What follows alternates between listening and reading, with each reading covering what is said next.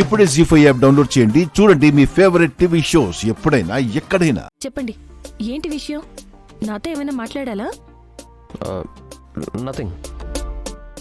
మీరు నథింగ్ అన్నారంటే సంథింగ్ ఏదో ఉన్నట్టే.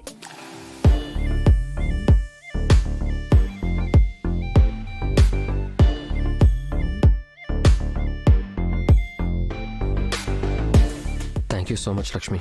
ఎందుకు? బెడ్షీట్ సర్దినందుక? కాదు, సంజన పెళ్లి విషయంలో నువ్వు చేసింది చాలా గ్రేట్ థింగ్.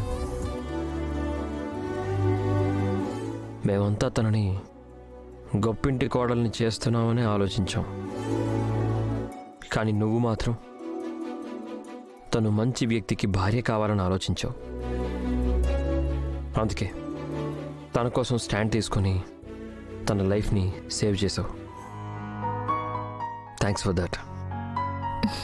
ఒక ఆడపిల్ల జీవితం అన్యాయం అయిపోతుందంటే చూస్తూ ఎలా ఊరుకుంటారు మిత్రగారు?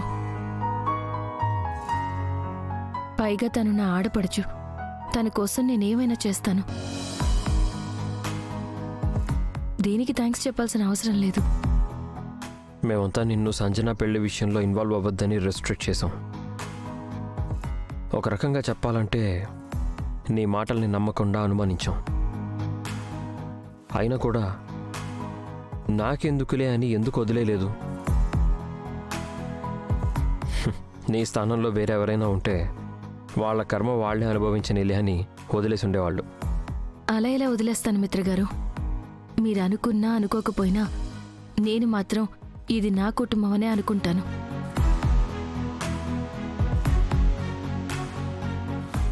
నాకు జాహ్నవి ఎంతో, సంజన కూడా అంతే. నా చెల్లి జీవితం బావుండాలని ఎలా కోరుకుంటానో నా ఆడపడుచు జీవితం గురించి కూడా అంతే ఆరాటపడతాను. కుటుంబ సభ్యుల మధ్య ఇష్టాలుండాలి, ఈగోలు కాదు. నువ్వు అస్సలు అర్థం కావు లక్ష్మి.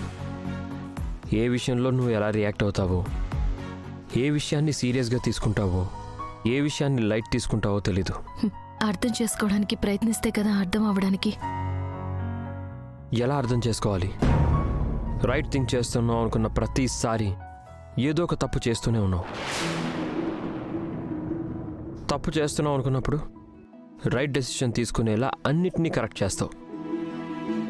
ఇంత కన్ఫ్యూజన్లో నిన్ను ఎలా అర్థం చేసుకోవాలి? ఒక మనిషి మీద పూర్తిగా నమ్మకం ఉన్నప్పుడు ఏం చేసినా ఎలా చేసినా అర్థం చేసుకుంటారు. బహుశా మీకు నా మీద ఆ నమ్మకం లేదనుకుంటాను. ఉండేది, నువ్వే పోగొట్టుకున్నావు. ఏది? మళ్ళీ చెప్పండి. ఎవరి నమ్మకాన్ని ఎవరు పోగొట్టుకున్నారు? నేనేం నీతో ఆర్గ్యూ చేయడానికి రాలేదు. సంజన విషయంలో చేసిన హెల్ప్కి థ్యాంక్స్ చెప్పాలనుకున్నాను, చెప్పాను. That's it. Most welcome. దొరికిపోతే ఎస్కేప్ అవడం మాత్రం బాగా తెలుసు ఈ మనిషికి. ఏంటి? అయ్యో మిత్రగారు, మిత్రగారు, సారీ మిత్రగారు, వెరీ సారీ, నేను చూసుకోలేదు. No, it's okay Lakshmi.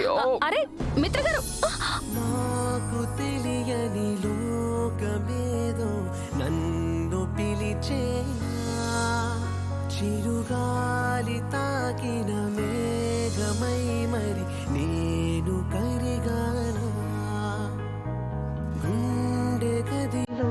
ఈ అమ్మాయి ఎవరో కాదు, సంతోష్ ప్రాణానికి ప్రాణంగా ప్రేమించిన అమ్మాయి. ఈ అమ్మాయితో ప్రేమ కలాపాలు సాగించి పెళ్లి చేసుకుంటానని మాటిచ్చి ఆఖరికి ఈ ఇంటితో సంబంధం కుదిరేసరికి ఈ అమ్మాయిని వీధిన వదిలేశాడు. ఏంటి దేవయ్య నీది? అసలు వాడు ఎలాంటి వాడో, ఏం చేస్తున్నాడో, మంచోడా మూర్ఖుడా ఏమీ తెలియకుండా అసలు సంజనానిచ్చి ఎలా పెళ్లి చేయాలనుకున్నావు?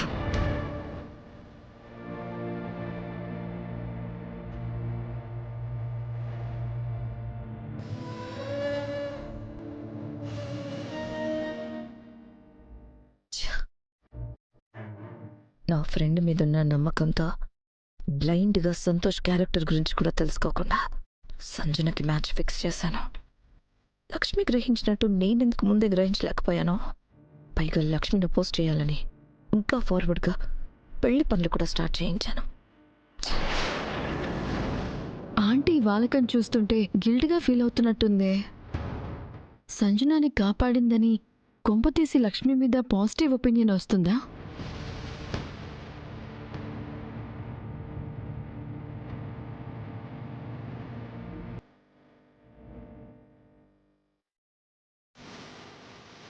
ఏంటి ఆంటీ చాలా డిస్టర్బ్డ్గా కనిపిస్తున్నారు? ఆ, ఇంకా జరిగిన దాని గురించి ఆలోచిస్తున్నారా? అవును మనీషా, నా వల్ల సంజన లైఫ్ చిక్కుల్లో పడబోయిందన్న ఆలోచన నన్ను కుదురుగా ఉండనివ్వడం లేదు. Take it light aunty. ఇప్పుడేం జరగలేదు కదా. కాకపోతే క్రెడిట్ మొత్తం లక్ష్మి అకౌంట్లోకి వెళ్ళిపోయింది. మీరు ఫూలిష్ డెసిషన్ తీసుకున్నారు అన్న ఒపీనియన్ అందరికీ ఏర్పడింది. కమాన్ ఆంటీ, వాట్ ఎవర్, మన సంజన లైఫ్ బాగుంటే చాలు. అదే నన్ను చాలా డిస్టర్బ్ చేస్తోందా మనీషా. లక్ష్మి అక్క ముందు నన్ను ఫూల్ని చేసేసింది. నన్ను తప్పు అని ప్రూవ్ చేసి తను హైలైట్ చేసుకుంది. సంజన లైఫ్ సేవ్ అయిందనే ఆనందం ఉన్నా కూడా అందరి ముందు నేను దోషిలా నిలబడాల్సి రావడం డైజెస్ట్ చేసుకోలేకపోతున్నాను. I can understand aunty. మనకి ఆ లక్ష్మి గురించి తెలిసిందే కదా, షో ఆఫ్ చేస్తూ ఉంటుంది. Don't take it your heart. ఈవేళ అరవింద్ ఆంటీ దగ్గర మెప్పు పొందిన రేపేదో ఒక తింగరి పని చేసి తిట్లు తింటుంది. Excuse me aunty.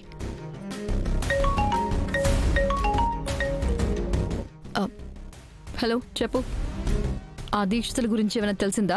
ఇంకా లేదు మేడం. మేము చాలా చోట్ల తిరిగి వెతికాం. అంతా వెతికి ఎంక్వైరీ కూడా చేశాం. ఆయన జాడ మాత్రం తెలియలేదు మేడం. షటప్. సిగ్గుండాల మాట చెప్పడానికి. వేలికి వేలు తీసుకుంటారు, ఒక మనిషిని కనిపెట్టలేకపోతున్నారు.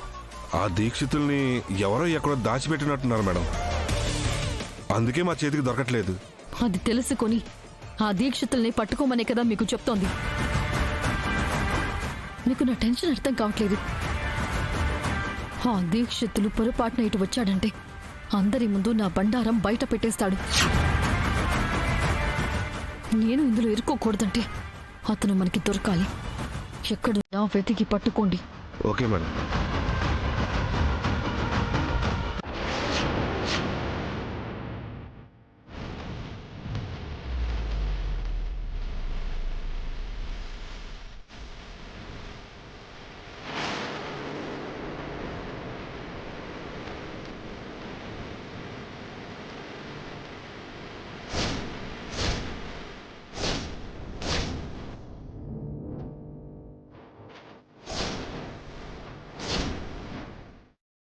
జీ5 యాప్ డౌన్లోడ్ చేసి అన్ని ఎపిసోడ్స్ పూర్తి ఉచితంగా చూడండి.